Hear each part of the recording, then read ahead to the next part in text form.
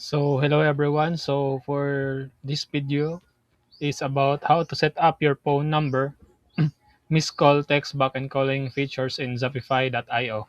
So first we need to go to settings, phone numbers, and click buy number to get a dedicated business number.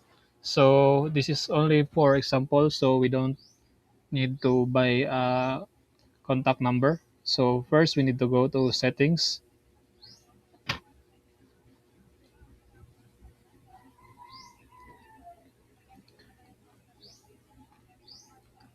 and find the phone system.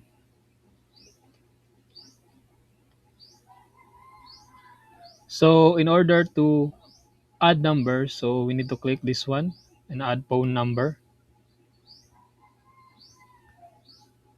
But before we can add number, we need to select what country we are. So Philippines, and this is the numbers and the amount of monthly price for the number if you buy. So this is only for example, so we don't need to buy. For example, we select one, so this one proceed to buy, but we don't need to.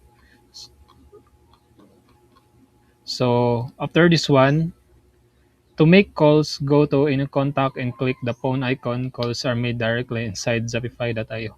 So if you want to contact anyone, you can click this phone number icon.